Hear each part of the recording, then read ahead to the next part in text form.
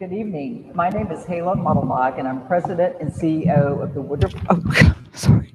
Good evening. My name is Hala Modelmog, and I'm President and CEO of the Woodruff Arts Center. And tonight, I am so happy to be able to welcome you on behalf of the Arts Vote ATL and the Woodruff Arts Center to talk to our Atlanta's mayoral candidates and our moderator, award-winning journalist Rose Scott, to this mayoral forum on the arts.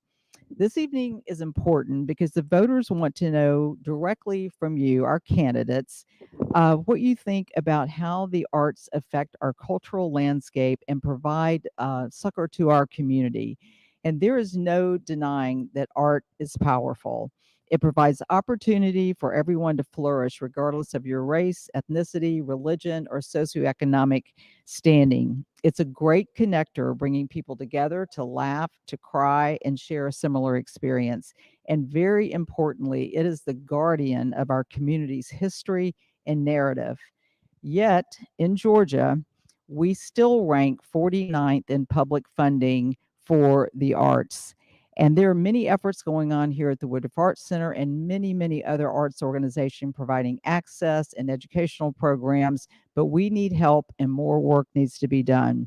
So we're looking forward to find out where each of you stand on this important issue and how it's going to affect our community and our cultural future. So it's my pleasure now to introduce Rose Scott, again, award-winning journalist, host of WABE's live midday talk program, Closer Look with Rose Scott.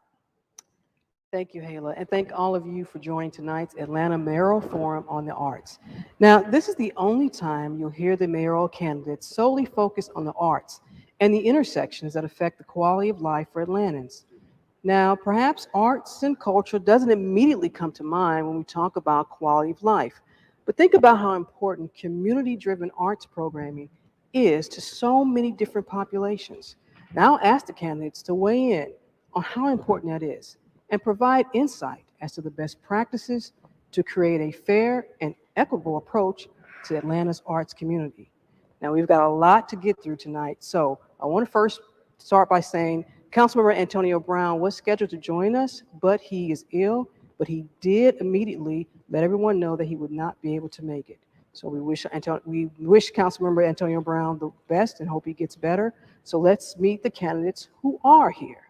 First up, current Atlanta City Councilman Andre Dickens, Atlanta Attorney Sharon Gay, current Atlanta City Council President Felicia Moore, and former Atlanta Mayor Maxine Reed. Thank you all for joining me. I appreciate it.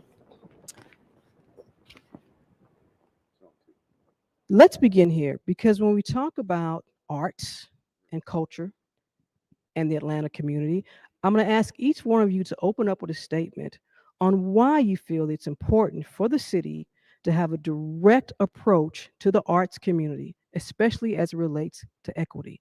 Councilman Dickens, we'll start with you. Yeah, thank you, Rose, and thank you all for this opportunity to have this open discussion about the arts community and the culture of the city of Atlanta. I think it's vital for the city of Atlanta to have a thriving arts community. It's a part of our who-ness. It makes us who we are. Atlanta influences everything indeed, and part of that is due to our arts and entertainment and our culture. So some of the things I want to make sure that I do when I'm mayor is to make sure that we invest in the arts community. And one is that to make sure that it is accessible to everyone. The second is to support directly support artists.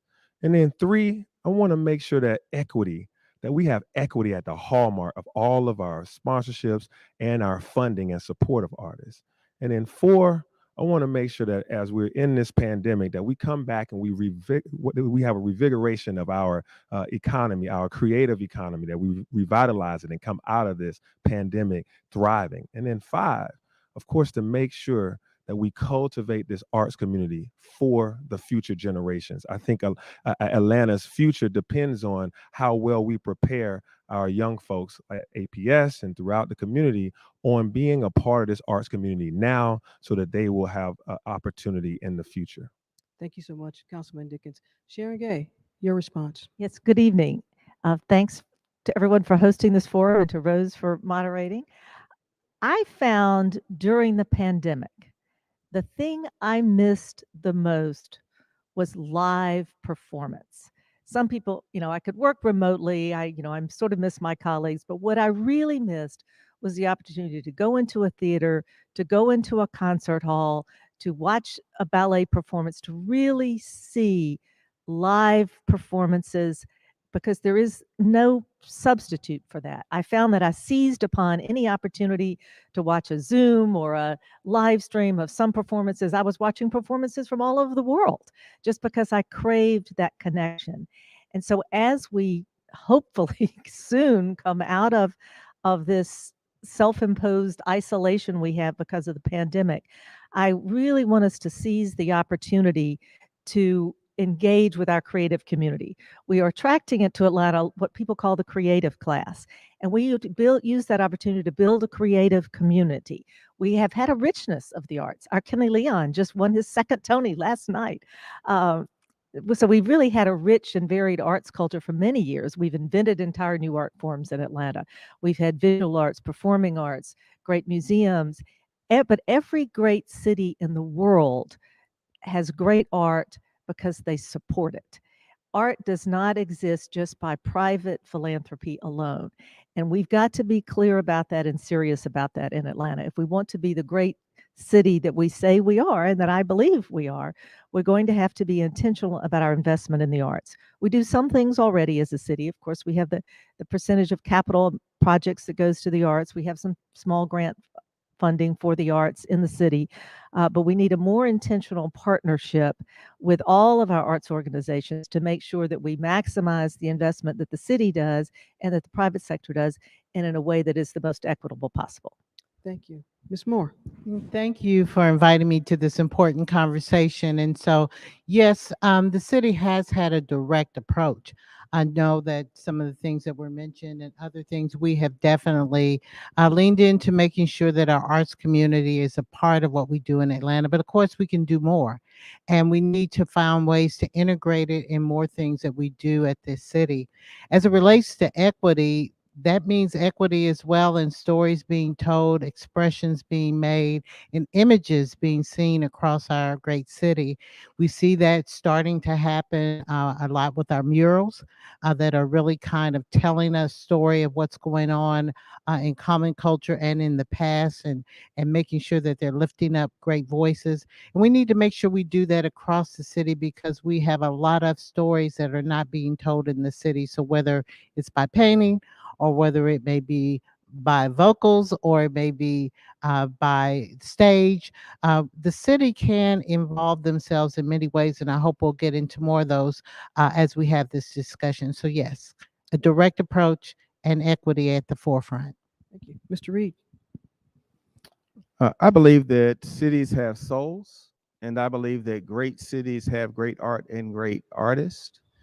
And fundamentally, if you believe that our community is special and unique, you should support the arts in a powerful way and one that is diverse and broad and deep. We sit on the campus of the Woodruff Arts Center tonight, and next year, June 3rd, will be the 60th anniversary of the Orly tragedy. I think that's a moment for a major campaign, no matter who wins the mayoral race, to launch the largest funding initiative that we have had since the funding that resulted from the 110 Georgians who lost their life, to honor those folks, but also to make sure that we support small and medium-sized artists. My administration made the largest expansion of arts funding in 40 years. We funded wonderful initiatives such as the Woodruff Arts Center campaign, where we contributed $1 million. Kenny Leon, who won last night, True Colors received a $1 million grant. The Atlanta Ballet received a $1 million grant. And so we truly believe. And then personally, before I was ever mayor of the city of Atlanta, I served on the Metro Atlanta Arts Fund Board, which really drilled down and focused on small and medium-sized organizations where we need to go next. Thank you. Sharon, I want to come back to you for a moment because you mentioned, and the mayor did too, mention Kenny Leon. And in his acceptance speech last night during the Tonys, he talked about equity.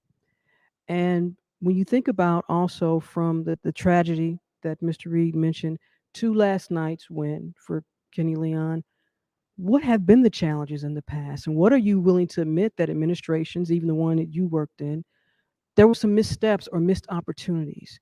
So in this question, we're talking about what hasn't happened enough in the past as it relates to funding and equity when it relates to the arts and the arts community here in Atlanta. I thought his speech was beautifully said because he talked about we're not subtracting, we're adding. We're not taking away Shakespeare or anybody who's been at the table, but what we're doing is adding. And I don't think we understood that soon enough.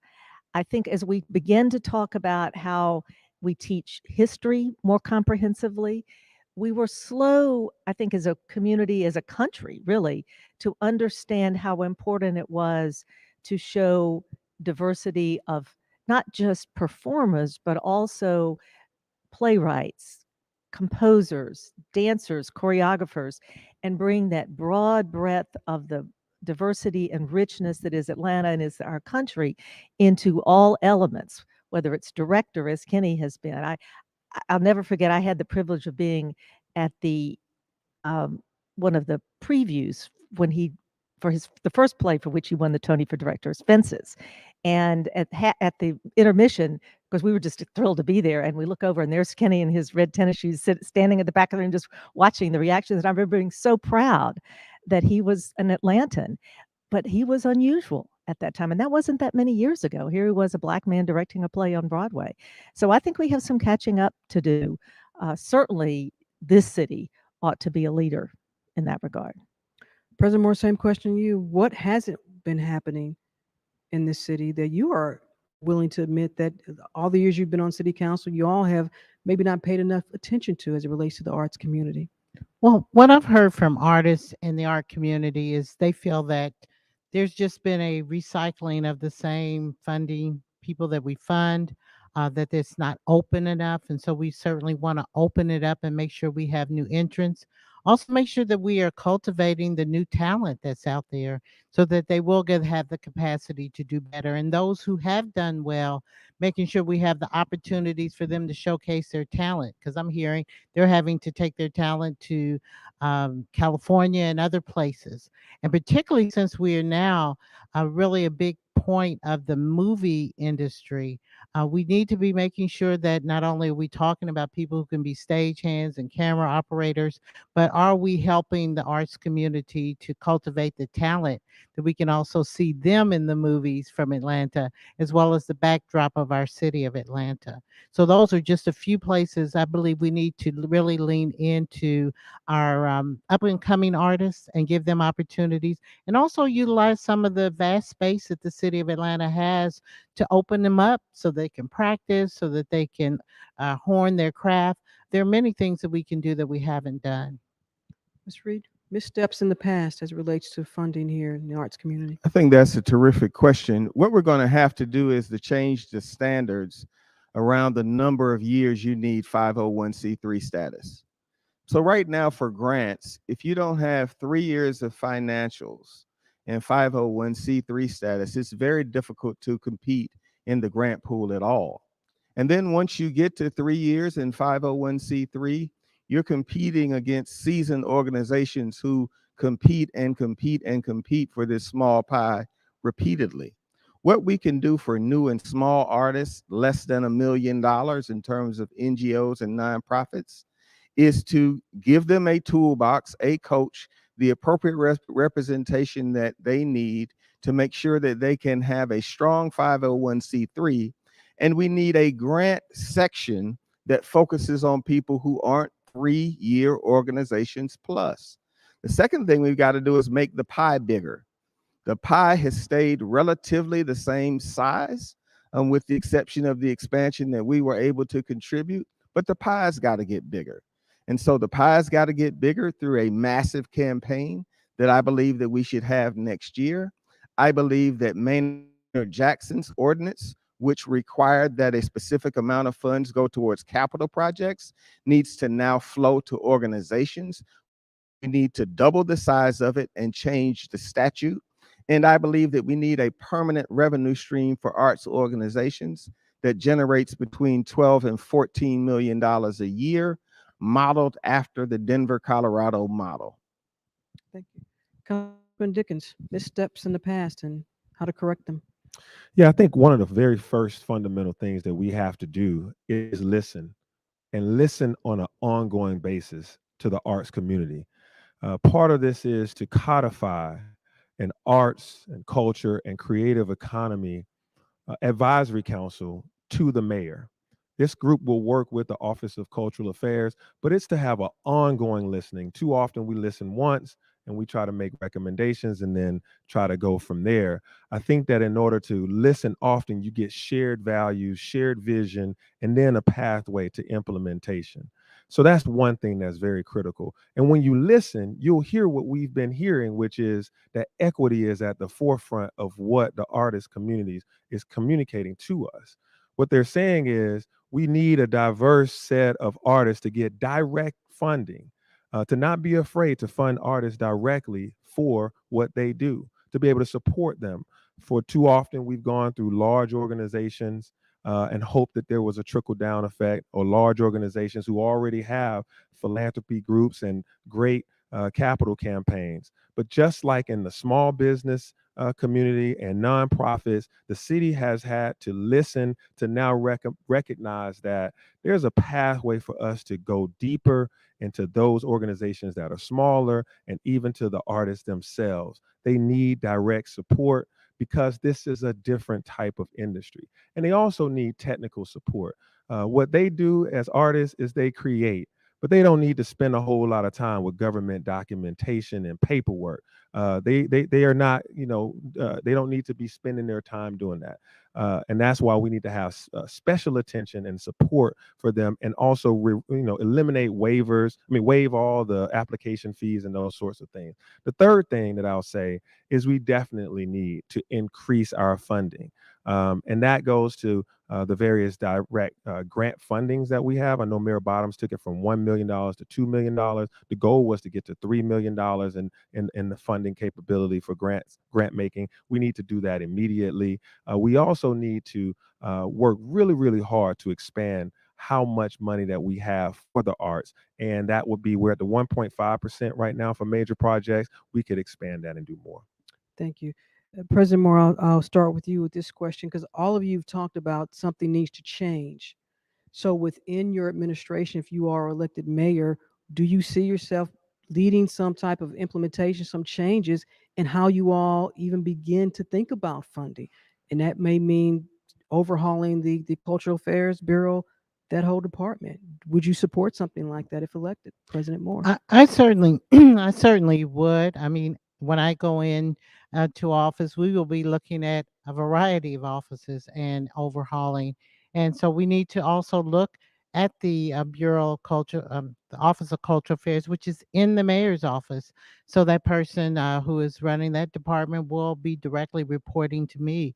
And we will certainly be reevaluating how we're doing things and seeing what we can do. Some of the things that I mentioned tonight to enhance how we respond to the arts community. But first and foremost, I think we need to have a conversation with the breadth of the arts community. Again, the different disciplines and different ways, and hear from them other ways that they think that the city can help assist them and support them in what they do and what they provide for our great city. And again, the question is, if elected, how do you propose to change the policy within that department? Mr. Reed?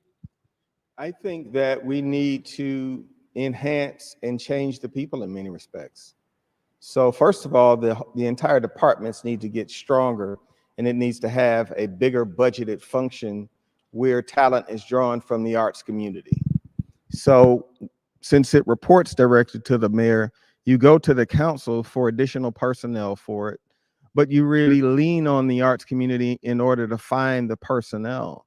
So basically, when we were having construction permitting go from 400 million to 5 billion, we had a ongoing working group with the mayor's office.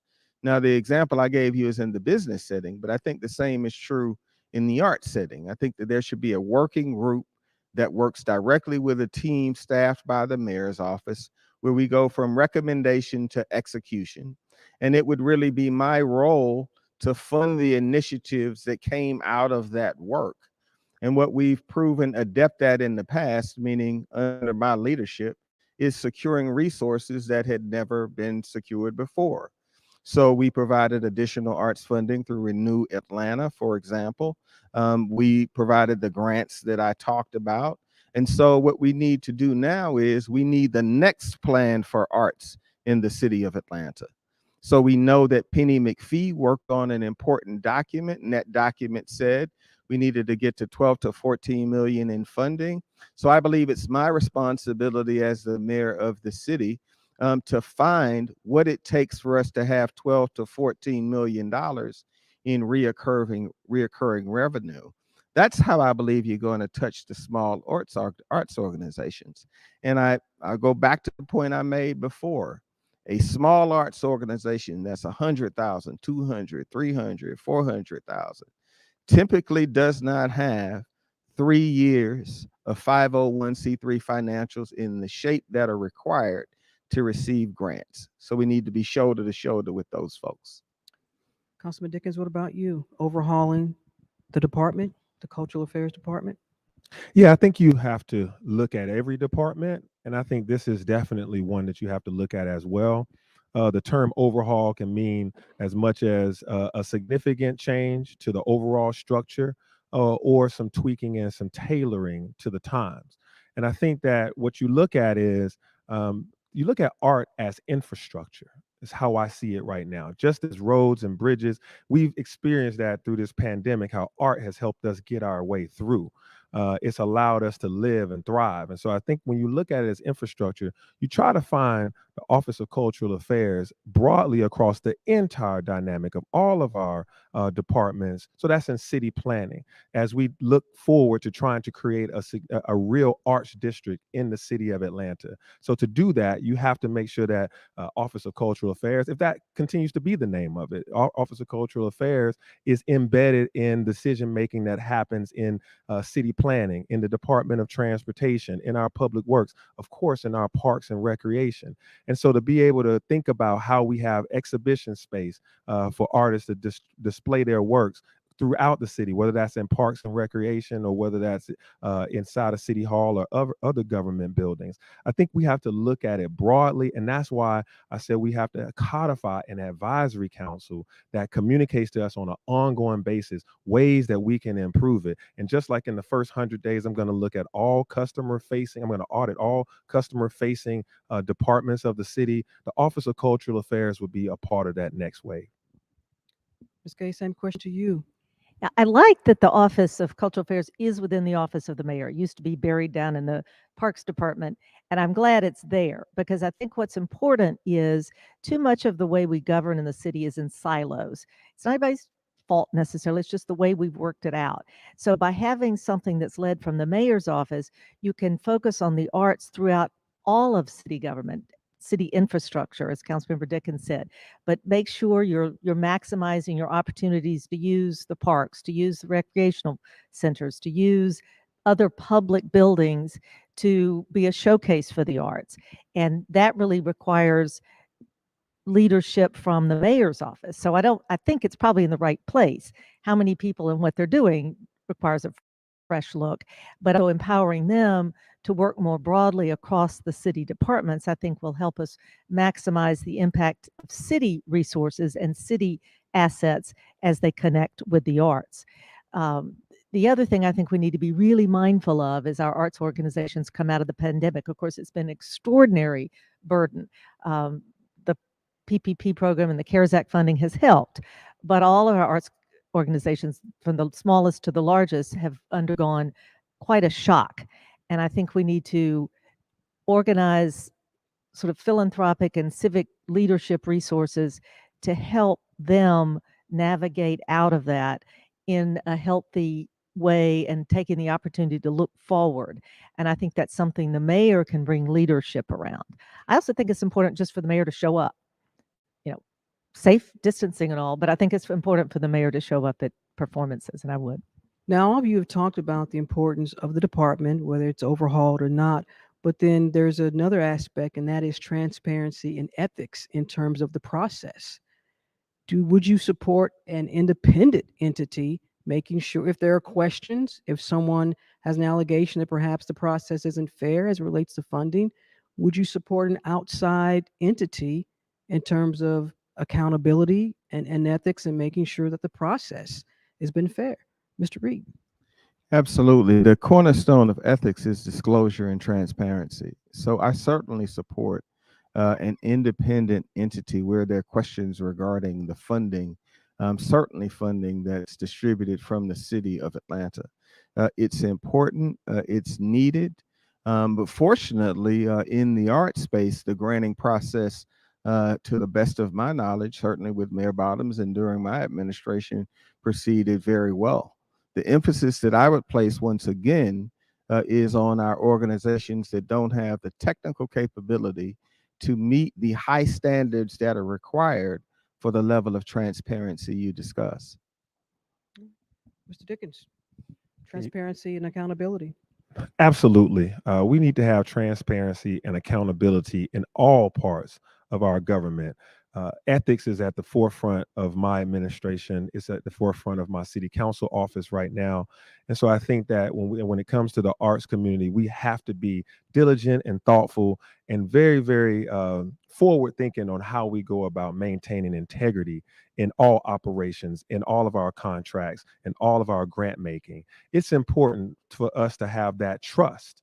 The arts community is built off of a lot of hard work and a lot of people in their ingenuity and creativity. They expect us to be able to operate in a fair and balanced way.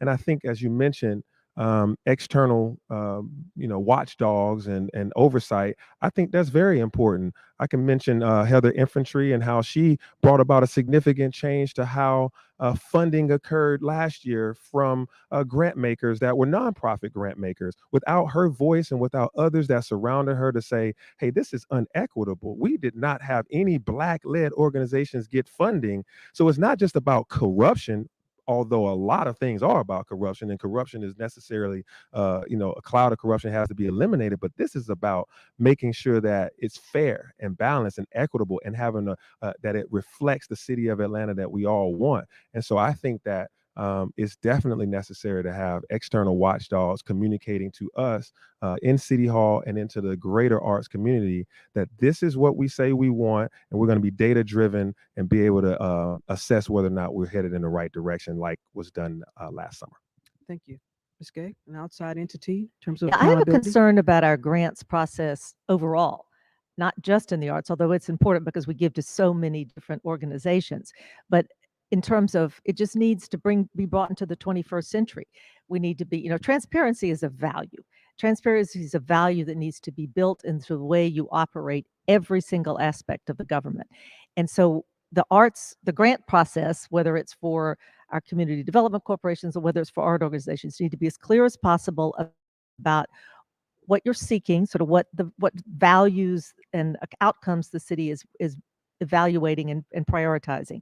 Be clear about the process, make the process, the selection process itself, as open as possible. Perhaps even have the grants management committees meeting openly. And then also, particularly I think for our smaller organizations, and again, this runs the gamut, not just in the arts, make sure we help them comply. There's been a lot of problems with grant recipients not getting their money because they can't comply, or they miss this step, or they don't comply. Rather than having it be regulatory, let's be participatory, and let's help particularly our smaller organizations build the infrastructure they need and have the staffing and the resources they need, or help them make sure that they're complying with the grants program so that we don't both lose out. President Moore, separate entity in terms of ethics and transparency. So transparency has been a core of one of the things I've advocated for many years, even against opposition and past legislation. And we're now beginning to see the expenditures on online on City Hall, and I'm going to expand that. So you won't have to worry about being transparent about who got money and how much they have. And I'm also proud as president to be the author of the legislation that has created the first inspector general and compliance officer with the city. So if there is a problem that someone has, you have an independent body that you can go to that can hold people accountable if they do something wrong. So I believe in both, and procurement review officers as well, to make sure any process we have to procure goods and services are done ethically and above board before the council votes on it. Thank you. You know how when we have developers come in and communities and neighborhoods want some type of binding agreement? Well, you all have a cultural plan, but the last one I believe was written in 2006. And there have been some attempts, but there hasn't been one since then. So, Councilman Dickens, I'll ask you in terms of a formal cultural plan that all the nonprofits, that all the arts community can see, that they have an idea what this plan is. How crucial is it to get that done even before you all start the process of accepting applications for funding? Because if they don't know what you expect, then some of them can't apply. Yeah, absolutely. I think when I look at the arts community, this is the biggest we community versus a I driven situation. We make decisions together. The art community embraces each other, and it's diverse. And this is why I called for us to codify a arts, culture, and creative economy advisory council to the mayor. And this is going to be important for us to come up with that plan on an ongoing basis, to be able to lay out the ground rules of the plan, to be able to give advice to the mayor and to the council, and then you update it over and over. You update it as the times change. There was a document that was created in 2008 with Penny McPhee and previous Mayor Shirley Franklin, and then the recession hit. But that document had, from my understanding, some richness in it that when the economy did peak back up, we should have been able to implement some of those things. And so I think with an advisory group, that would be extremely helpful for us to have a North Star, a guiding light, and a set of ground rules and a plan of action to go forward, like an arts district, like direct funding for the arts, like a recurring revenue stream. All of these things can come out of that. But like I said before, this is a we-based situation. It's not just that I got to be the person that knows it all. We're going to bring folks together so we can listen and create a shared vision and then go forward. Ms. Gay, a formal cultural plan. This is something that you would commit to early on in your administration? Oh, I'd if love elected? to do that. Yeah, that's incredibly exciting. I think we need a broad community conversation about what that looks like, because one of the things I'd want to be careful is not to have it be too rigid, too regulatory, too prescriptive, because the arts is such a broad community and it's such a wide range of types of visual arts and performing arts, and we've got large institutions and small institutions, and I wouldn't want to get too detailed and too precise as to inadvertently leave somebody out or leave out something that brings a richness to our city. So I do think it needs to be updated, needs to be a vibrant, living document. I think we had to look at ways the city could do more to embrace excellence in the arts. We have the annual awards for historic preservation. We could have annual awards for excellence in the arts and really lift up, almost not our local Tonys, but our local, I don't have a name for it yet, but the mayor's medal for the arts or whatever in various categories, in ways that can bring attention to our arts community, to our performers, but also undergird that living, breathing cultural plan by recognizing achievement and contributions within it. Thank you. President Moore, what would go into a cultural plan under your administration? Well, first of all, we will develop that plan with the community and the arts community, and understand what they want to see happen. And then, as I've talked with other groups, I am really wanting to do memorandum of understandings with them, that these are certain guiding principles that we have. These are things that we will do, because frankly, trust has been broken in city government, and people want to have something in writing that they can point back to if you don't meet the mark. And I want to be accountable to people. So having that discussion, having it in writing, and agreeing to a memorandum of understanding would be something I would welcome. Thank you. Mr. Reed, what goes in your cultural plan? When the Atlanta Beltline was getting ready to go bankrupt or become insolvent and not be able to pay its bills, I negotiated with the with the president of the Atlanta School Board, and we got an arrangement. And now the Atlanta Beltline is healthy and thriving. When Governor Deal was trying to find support for the deepening of the Port of Savannah, I worked with he and Senator Isaacson to get that done and get 101 approvals. My approach to this would be similar. It would be big, it would be bold, and it would be collaborative. I would appoint a working team within the first 100 days of putting my hand on the Bible to be sworn in. I would ask for a report back within 11 months.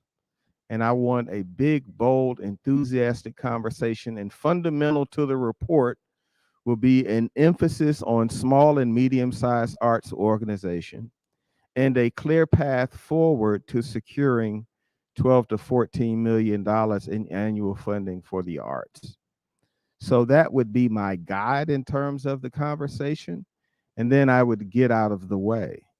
And at the end of that year, I believe we would have a unified approach to make sure that Atlanta's arts funding exceeds Nashville and Charlotte's.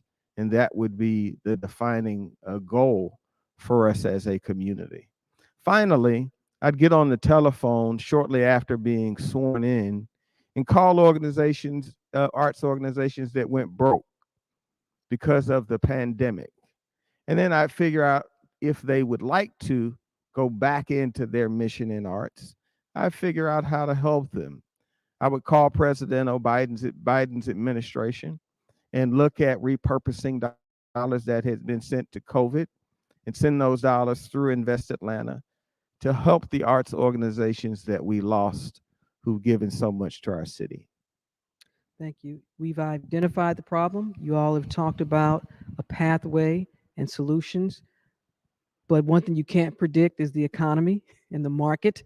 And I think you all know that sometimes when there's a tight recession or budget constraints, arts and culture, from schools to the administrations, tend to get cut first.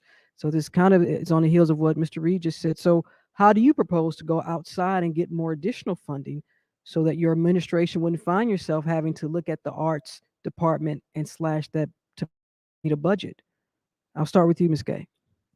And what I have found over and over again is that, we have rich civic infrastructure in the city. We have a lot of civic and philanthropic partners, but they want to see the city at the table too. And they want to know that the city's going to make some sort of investment, some sort of commitment before they go all in, particularly on some idea the city might have. And so as much as possible, we need to establish a revenue source that isn't as sensitive to ups and downs, as you mentioned. Now, we do have the legal authority to ask the voters to approve this other quarter penny for the arts. I think we got to look carefully at that, whether to present that to the voters. But before we do that, we would need to be very clear about here's how we would propose to spend it. Here's how the decisions would be made. Here's the transparency around how that money gets spent before we'd ask the voters to trust us with that.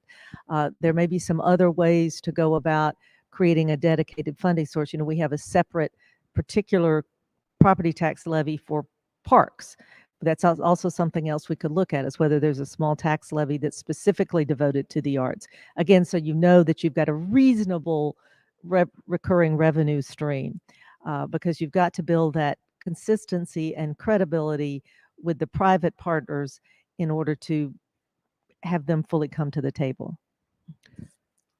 President Moore, how do you suggest to get external funding for your administration for the arts? Well, external funding is going to take place from the leadership as the mayor, and being a part of any fundraising and capital campaign, and asking those corporations, businesses, philanthropic organizations to pitch in.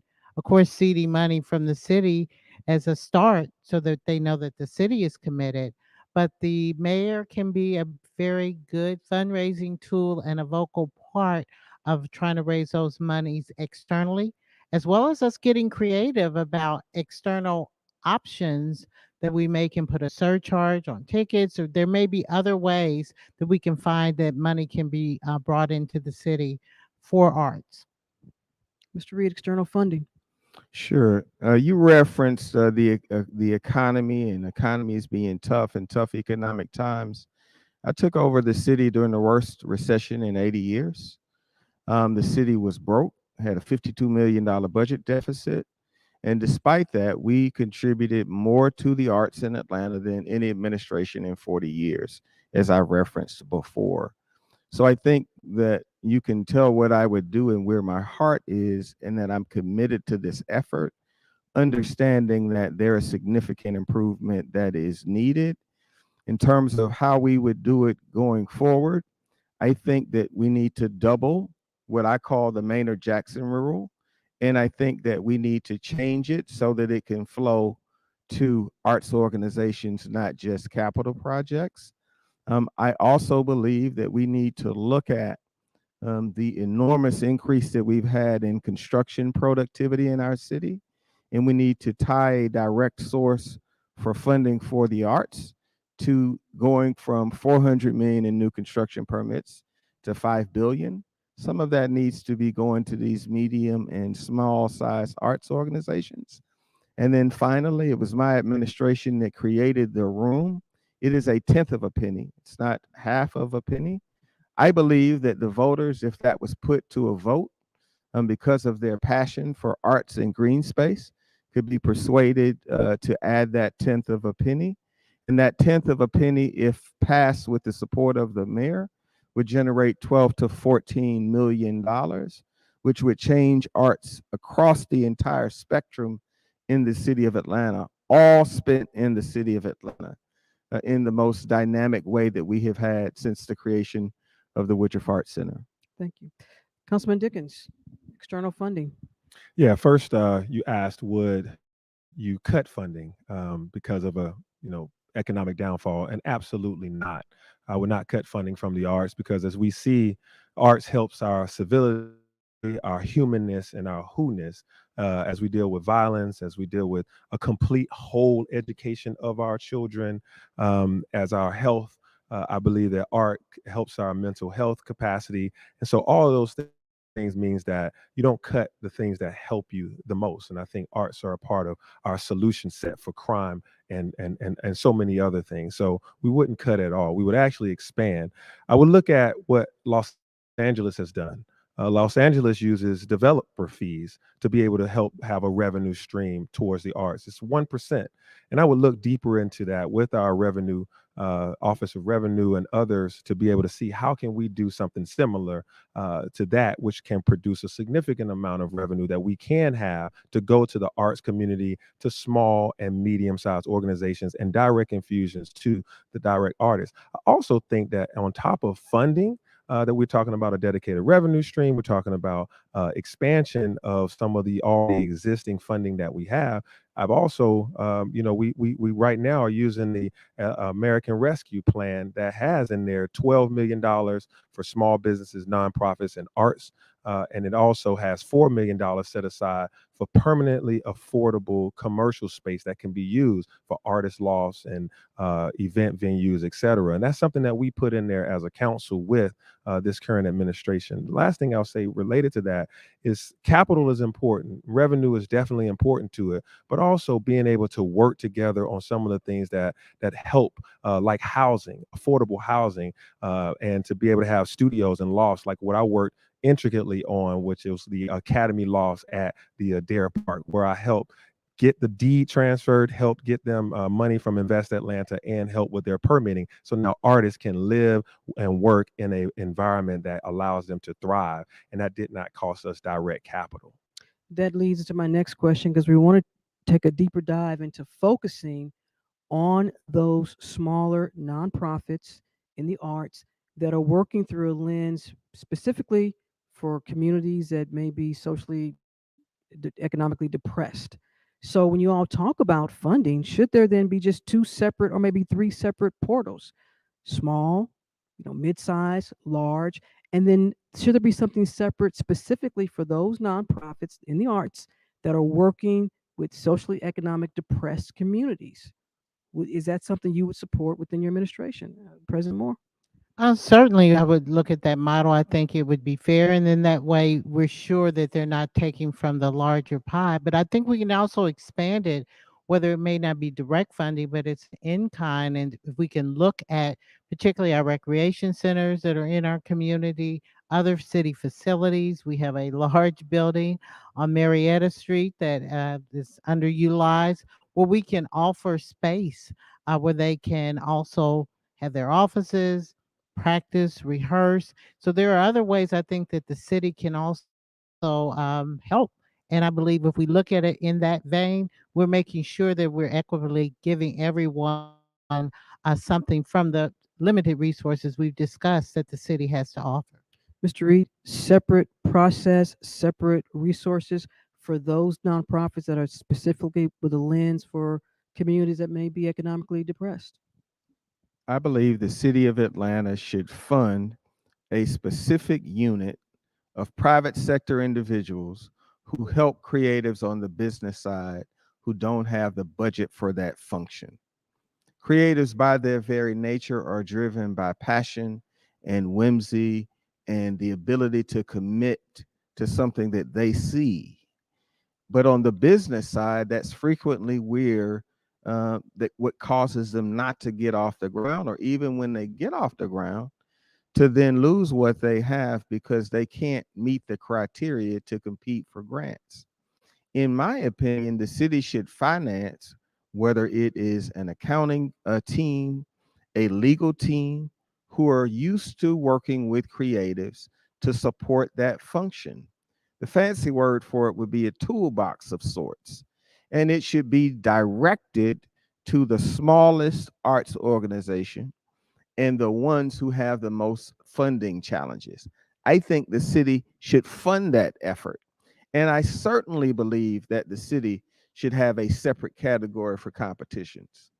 A new arts organization, a 1 or a 2 or a 3 year, should not be competing against an organization that's been writing and winning grants for 15 years. And so we're going to have to expand the pie in order to make that a reality in Atlanta. Councilman Dickens, separate process for new, small, mid-sized, large arts programs seeking funding?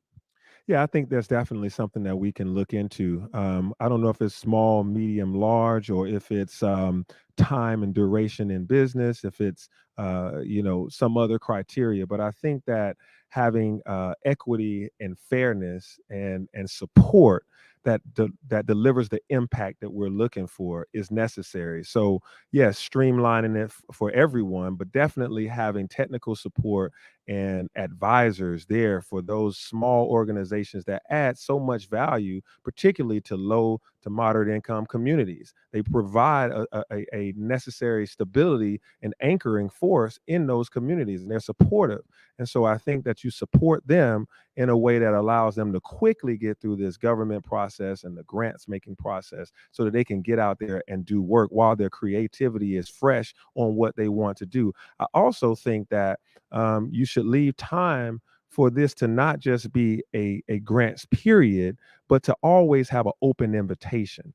I think that there's too many times that we're too prescriptive. So that's part of where when we were saying buckets, yes, for differentiation, but I think that you don't want to be too prescriptive as of a timeline of when these grants are going out, and they have to. I think you leave some room for all types of applications, all types of requests for funding to come in, so that we can say, aha, at this moment in time, that's exactly what we need for that community, for that development to take place. And I think you do that by having constant communications with the community that you are locked arms with the arts community, so that you can get it right each time. Ms. Gay, separate policy here? Yeah, I would approach the question a little differently. We are a city of neighborhoods. That's part of what makes Atlanta interesting and rich and livable. Different neighborhoods in our city have had the fortune to have an element of the arts community. Obviously, where we're sitting today in Midtown and Ansley Park, they've got these extraordinary resources that are really regional, but they're also neighborhood resources. Castleberry Hill, this rich gallery network has grown up almost organically. Where I live in Inman Park, we have several small theaters, each of which has a very distinctive character. What motivated me more than anything to run for mayor is my concern over the long time extreme income inequality we've had in our city and a lack of income mobility. And so I want to focus on healthy neighborhoods and taking all those neighborhoods that have been distressed for too long and helping them build their own plan to become a healthy neighborhood. Part of that could be arts. So that's where I think you focus on those smaller groups and the groups that are forming organically, whether it's an art gallery or a theater troupe or a dance troupe, but have it be part of the fabric of that place-based planning and that neighborhood building itself and the leaders in that neighborhood building a richer community. And that's how you focus on the smaller groups. Thank you. I want to talk about our kids for a moment, our children, because we love them. I know y'all love the kids, and how you see APS, the Atlanta Public Schools, because there is a partnership there. And I don't think it's a secret that that partnership has suffered some tension, the last administration and maybe even the one before, depending on whom you ask. How do we involve Atlanta Public Schools? Because they are crucial to a lot of when it comes to TADs or taxes, obviously. How do you suppose including them in this whole conversation about arts and equity and making sure that our children are also being exposed, because school districts tend to cut arts programs, as you all know, when they're dealing with their budgets? I'll start with you, Mr. Reed. How do you propose to bring APS into this conversation? Well, I'm excited about the new leadership that APS has, and I'm excited about collaborating with him. We already fund an initiative. My administration funded it, that brings young people from APS to the Woodruff Arts Center and has cultural engagement in that fashion. But I really think we need to listen to see where APS has fiscal challenges, and let's figure out how to help them and partner through resources and through conversations and direct engagement. But I think it's going to start by being excited about the collaboration. And we're in a situation, Rose, where we're all hands on deck, because anyone who doesn't recognize that the year and a half that our children spend at home, there's going to have to be a surge in resources where you can't have lines between the city and APS because our children lost so much. I mean, I don't care if you had state of the art technology and the best of everything. Not having our kids in class adversely impacted them. And so I view arts as an opportunity for the city and APS to partner in a dynamic way once we develop consensus around it. So the working group that I hope to appoint in 100 days would be where that thinking and where that execution should occur, because all of the kids are city kids. They're in the city of Atlanta. We hope they stay in the city of Atlanta, make their homes in the city of Atlanta, and bring and build their dreams here. So we've got to acknowledge that our kids took a year and a half hit, and we've got to get to it right away, supporting them to catch up in a bold way to make sure that they didn't lose more than they have already lost. And that includes the arts. Thank you, Mr. Reed.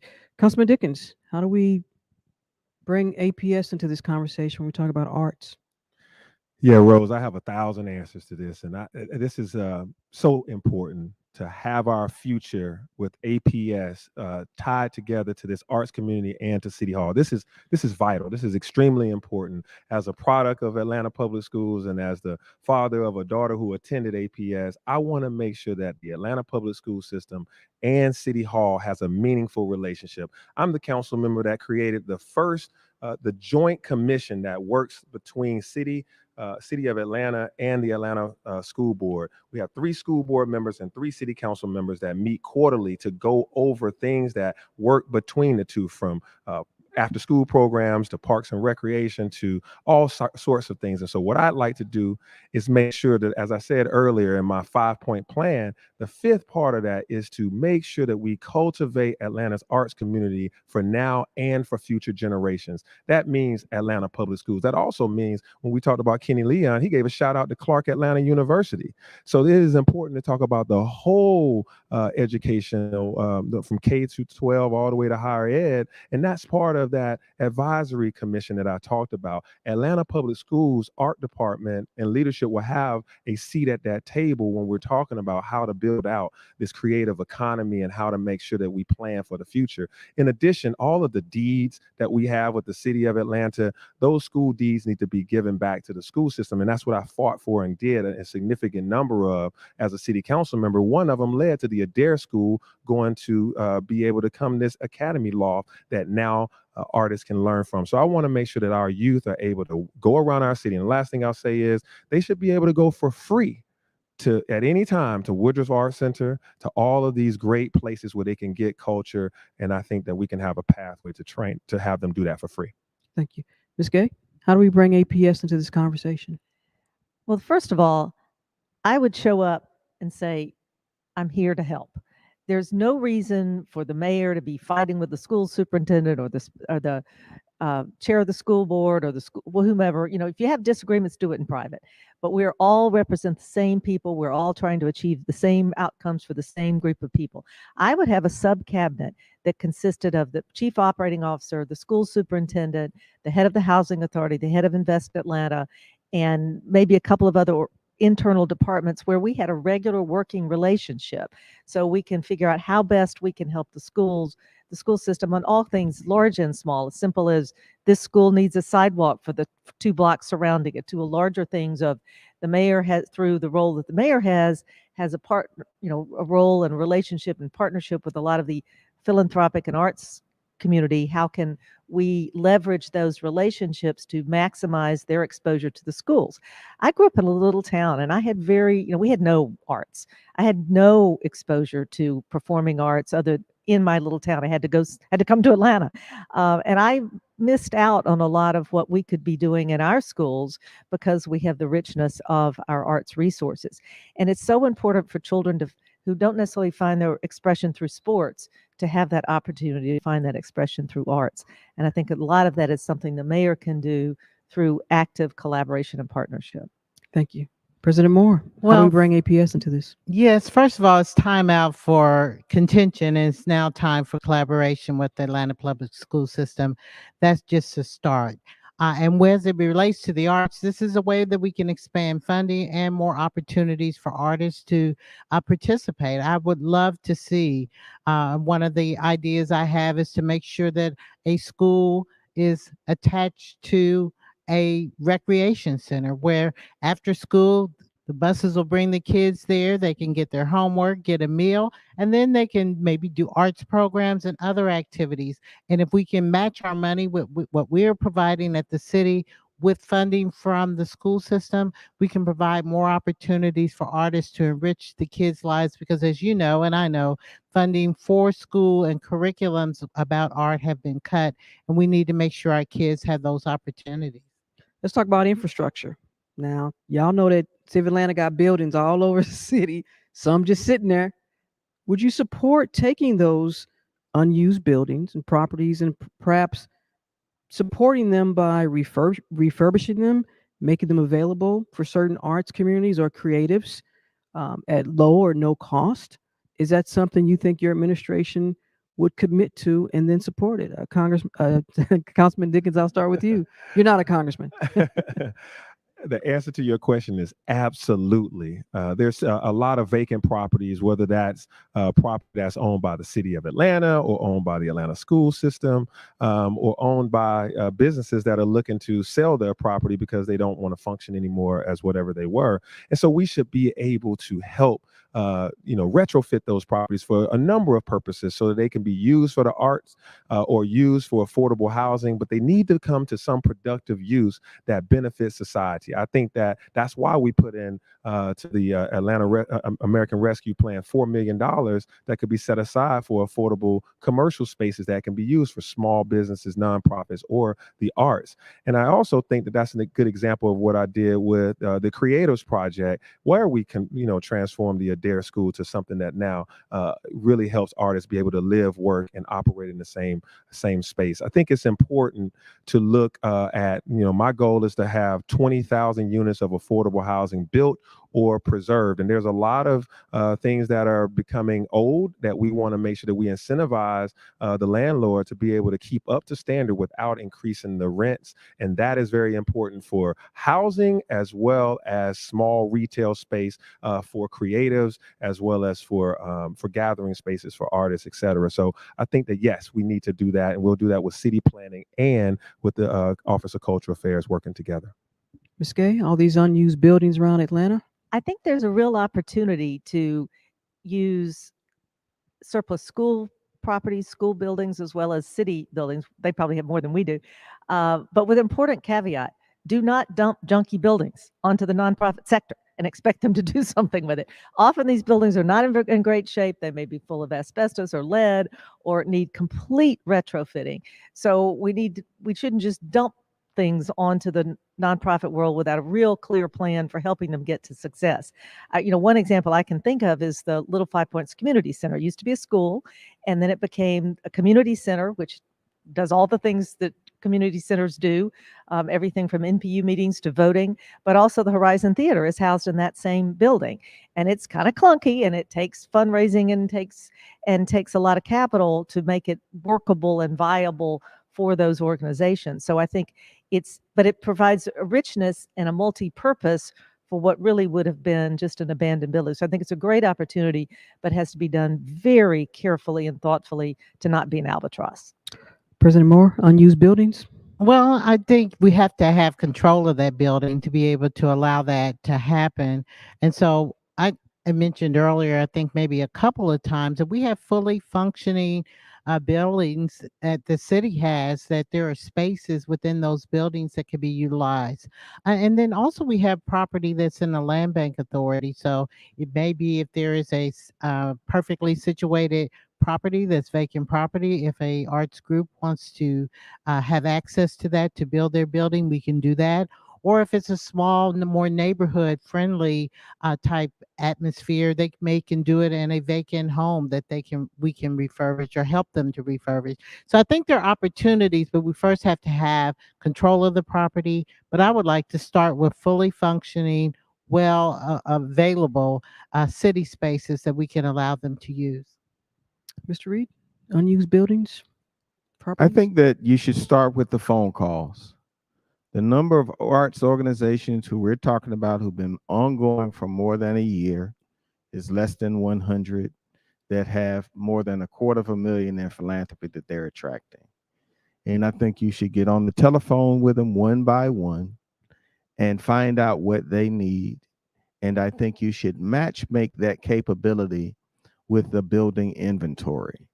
So the working group that I discussed, that would be launched within 100 days of taking the oath of office for the mayoralty, they would work on identifying public spaces that the city owns or controls and assessing the quality and kind of those structures, and then make with those who want or need it, and send a broad public message that these properties are available and that we think your creativity will absolutely thrive when we reduce the burdens and constraints that are on you, driven by commercial leases or leases that are taking revenue from your mission. When we started this conversation and I asked you all to talk about the importance of the arts community to just overall the quality of life for Atlantans, as we wrap up and you give your closing statements, I want you to talk about and tell the voters what your level of commitment, something you are willing to commit to get done within, let's say, the first year of your administration, if you're elected, as it relates to equity and arts funding here in Atlanta. Mr. Reed, you go first.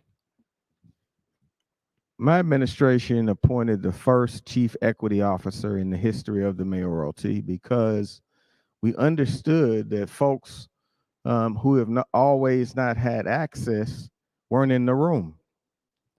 And so what we would do in every decision is to have specific criteria to make sure that the funding opportunities that we are creating through these partnerships are split a third immediately. And that way we would never have to have a conversation about whether arts organizations that have $1 million or less budget are being appropriately funded. If you want to know what a person will do, look at what they've done. My administration, for all of our warts and things that we could have done better, invested more in arts than any administration in history. We did grants to arts organizations. The funding that we did at Hartsfield-Jackson Airport was breathtaking in its scope, the funding that we did directly through the city. And so what I want to do now is to use the capability that we had to do all of this in the worst recession in 80 years, but do it in an environment where I think we're healthier now than we were then. But the question is commitment.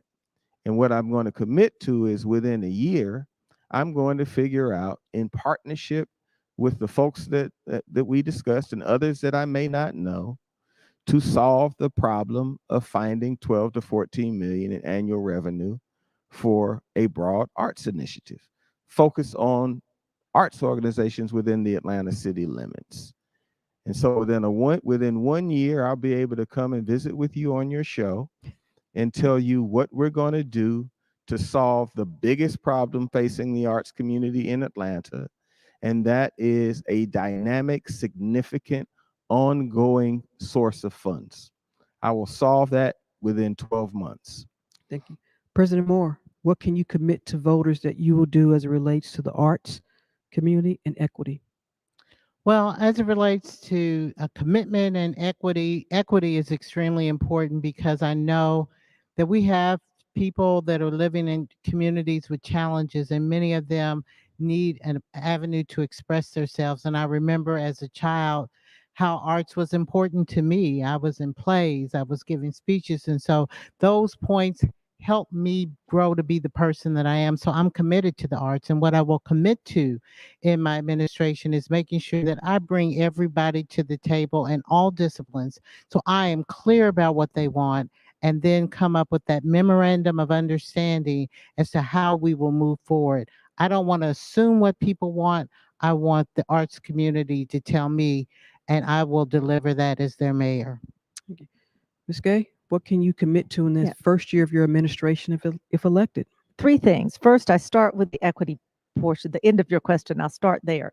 I became the Atlanta managing partner of a global law firm just as the private sector was becoming more intentional about diversity, equity, and inclusion. And what I learned through that experience is that that's not a box. That's not a little office over here. It's not a person. It's not a little thing you check off.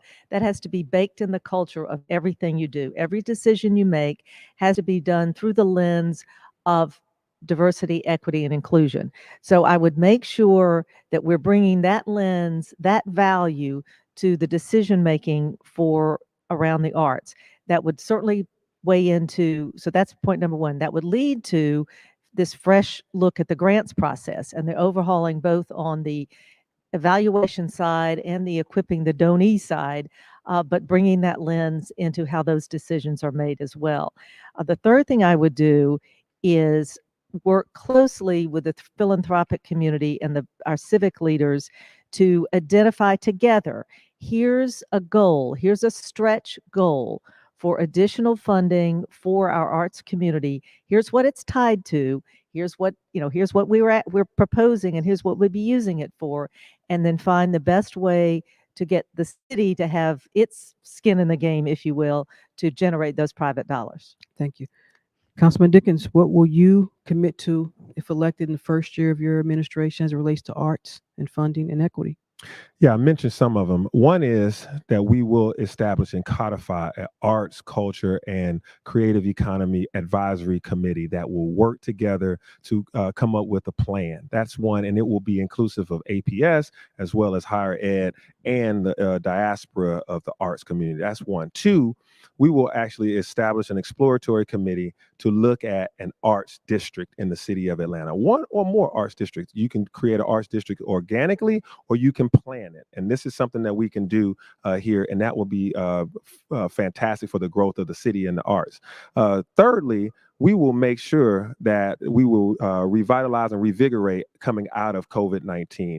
We have a number of artists that have been plagued and hurt hard by this loss of wages. We will help them through direct payments to get back on track, and then also go forward with direct incentives directly to artists. I think that's a very fundamental thing. Artists need direct support, and that's for the small and medium organizations. Lastly, I will live my life as I do right now as a huge supporter of the arts. I will keep my membership at the organizations that I have, whether that's Hammond's House or High Museum of Art, or I will continue to learn the piano like I just stopped during this mayoral campaign. I will, continue to support moving in the spirit and so many other organizations that I have. I'll continue to have my Passport Atlanta program, to have Fabian take our kids on mural runs so they'll be able to see all the murals, and Faham will work with them, and a number of other organizations that I know and that I'll go to the sneaker ball. I work with Atlanta Influence Everything and BAM and all these other people. And what I'm saying is to let my light shine in a certain way that they see it in real time, that their mayor is committed to the arts community. Thank you. And thank you all for being part of tonight's mayoral forum on the arts here in Atlanta. It's a very important conversation. And remember, we got all y'all on tape, number one.